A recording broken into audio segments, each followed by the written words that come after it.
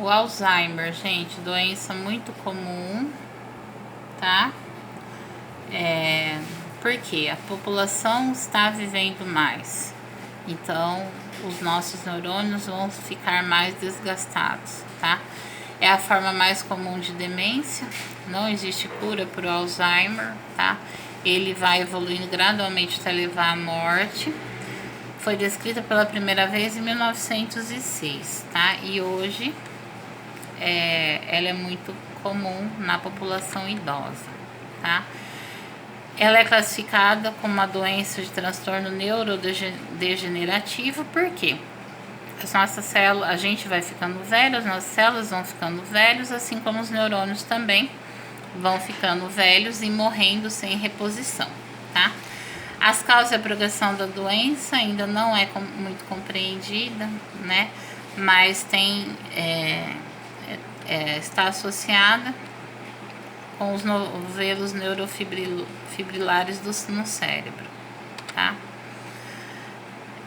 É assim, como ela é uma doença degenerativa, quem tem Alzheimer, ela vai perdendo as funções e ficando cada vez mais dependente de outras pessoas, tá? Geralmente quem assume o principal cuidador é da família, né? E assim, para vocês verem, ó, o cérebro normal é de um tamanho, o cérebro com uma pessoa de Alzheimer diminui. Por que diminui de tamanho? Porque as células neurológicas vão morrendo e não tem reposição, tá? E fica esses buracos. Então, se os neurônios eles vão morrendo, então a gente vai perdendo cada vez mais, né, as funções do organismo, que é o cérebro que coordena tudo. Primeira fase dos sintomas, geralmente, é o esquecimento da memória recente, né? Perda de objetos muito frequente. Perda da memória de curto prazo, a pessoa não se lembra de coisas mais recentes, mas não ocorre perda da memória antiga, tá? E a pessoa tem lapsos de memória, ela pode lembrar ou não, tá? Já na segunda fase, que é a demência inicial, ela fica distraída ou tem falta de atenção, esquece de compromissos previamente agendados, tá?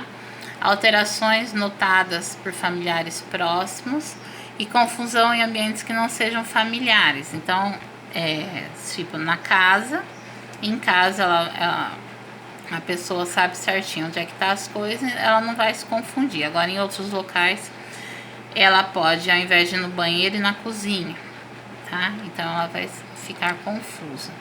Na terceira fase, uma dificuldade acrescida em recordar informações recentes, sempre recente, porque ela não vai mais gravar informação, tá? Confusão crescente em várias outras situações. Problema na fala, ela pode repetir várias vezes. Outro dia eu fui no velório do meu tio, minha tia que tá com Alzheimer, ela perguntou da minha mãe umas 7 vezes, tá? Porque ela realmente não lembra.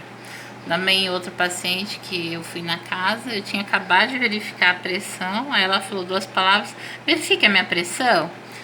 Aí eu falei pra ela, Dona Maria, eu já verifiquei, tá boa, tá? Aí depois de alguns minutos, verifica a minha pressão. Tá? É desse jeito, eles não vão mais gravar. Na quarta fase, que é a terminar, maior agressividade ou passividade, né? A pessoa pode ficar agressiva ou ser muito passiva. Perda da autoconsciência, de vez em quando não, elas não sabem quem são mais, ou as pessoas quem são. Déficit cognitivo debilitante, às vezes não vai falar, só vai comer, e às vezes nem comer, às vezes tem que ser sondado, tá? Pode apresentar uma personalidade abusiva, ansiosa ou paranoica, tá? E também nessa quarta fase, ela não tem mais movimentos, tá? Ela tem somente, ela fica travada, a pessoa não tem mais movimento para nada. Causas, né? A gente A gente tem a hipótese colinérgica, que é a falta do neurotransmissor acetilcolina, hipótese amiloide, né, que baseia-se numa proteína, falta de uma proteína, hipótese da proteína tal, que também é falta de uma outra proteína, né. O diagnóstico é feito por tomografia, ressonância magnética, tomografia com emissões de agentes, né, únicos ou de positrões. Ah, mas o que é isso, professora? São tipos de tomografias que eles vão lançar mãos de algumas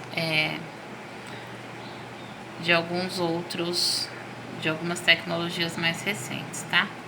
Prevenção, que a gente sabe, né, são uma dieta mais saudável, tá? Risco cardiovascular, quando a pessoa tem algum problema cardíaco, também pode ter um problema de Alzheimer. Produtos farmacêuticos, o abuso de produtos farmacêuticos, né? E atividades intelectuais. Eles falam que se a pessoa continua lendo, né, depois dos 60 anos, é mais difícil de ela ter Alzheimer, tá? O tratamento visa minimizar os sintomas, proteger o sistema nervoso e tentar retardar a evolução da doença, tá? Mas não é 100%, ela evolui. O prognóstico da doença é reduzida, tá? A esperança média de vida é de aproximadamente 7 anos do diagnóstico inicial. E menos de 3% consegue uma sobrevida de 14 anos, mas é difícil, que eles têm muita dificuldade, tá? Depois a gente vai falar um pouquinho sobre Parkinson, né? Parkinson é uma doença neurodegenerativa, é uma de progressão lenta, que ele vai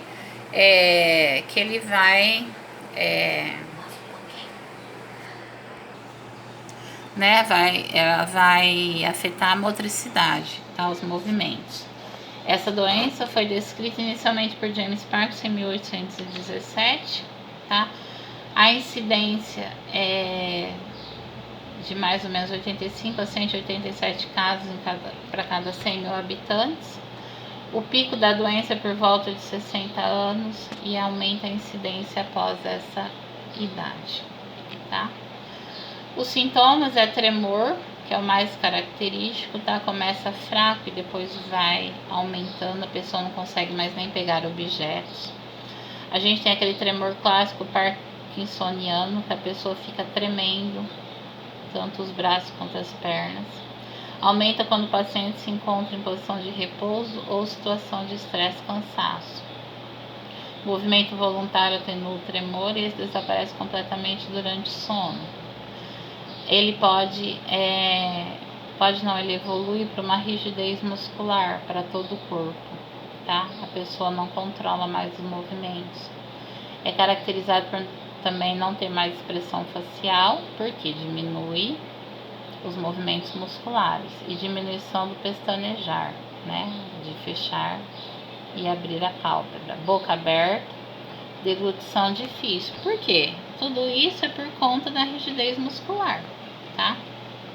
O que vai levar também a depressão, ansiedade, instabilidade postural. A pessoa também ela perde a sua estabilidade, podendo cair muito fácil. Bradifrenia, que é o pensamento lento, né? Apesar que nem todos vão apresentar esse déficit cognitivo, tá?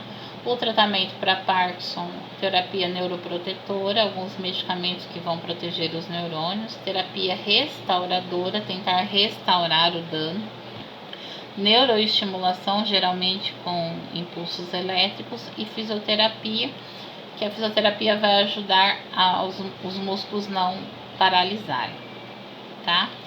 Então, o Parkinson tem tratamento. O tratamento medicamentoso geralmente é feito com o levodopa, né?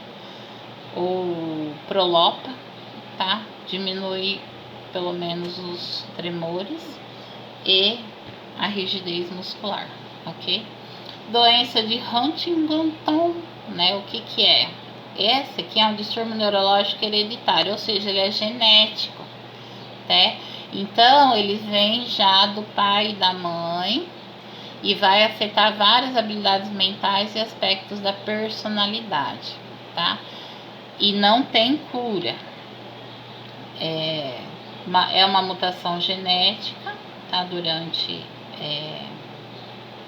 a geração do feto, tá? Doença autossômica dominante. Um dos pais tem Huntington, os filhos têm 50% de chance de também desenvolverem a doença. Se um descendente não herdar o gene da doença, não desenvolverá nem a transmitirá à próxima geração. Então, tem que estar no gene, tá? Então, tem que ter alguém na família com essa doença para desenvolver. Os sintomas é coreia, movimentos involuntários, rápidos, irregulares e sem finalidade dos membros, né? Então, a pessoa tem movimentos involuntários, perda progressiva da memória, depressão, disartria, perda gradual dos músculos da fala com voz pastosa, tá? Fala incompreensível, hesitante, explosiva e desorganizada, porque vai mexer na personalidade também. Mastigação e deglutição difíceis, perda da divisão periférica, ou seja, ele consegue ver para frente, não consegue ver o que está acontecendo dos lados. Dificuldade para deglutir, ou seja, para engolir, tá? O diagnóstico, exame genético é determinante, é só a gente fazer um exame detalhado genético que vai ter a confirmação da doença. O exame clínico é a análise dos sintomas, né, que o paciente relata ou que o familiar relata e histórico de doença na família. E também pode ser diagnosticado por exame genético no feto já durante a gravidez, tá? Porque tem pais que fazem mapeamento genético, né, enquanto ainda o feto está lá na barriga. Isso é bom, tá? O desenvolvimento é lento, né, e vai dando uma degeneração progressiva do cérebro, especialmente dos núcleos lenticulares, né? A taxa de sobrevivência é de 10 a 20 anos após o aparecimento dos primeiros sintomas, então não é muito. A morte não é pela doença, mas consequência de problemas respiratórios, cardíacos, movimentação ineficiente da musculatura, suicídio, né, porque leva a depressão, lesões de quedas frequentes e má nutrição, porque ele não consegue deglutir direito, né? A gente tem tratamento para essa doença, mas não tem cura, tá? Os medicamentos eles visam a diminuir os sintomas e o progresso da doença. E alguns exercícios cognitivos diários ajudam a preservar as habilidades mentais, tá? Então, ele fazendo exercícios em casa, né, também vai ajudar a que os sinais e sintomas não evoluem rapidamente, ok?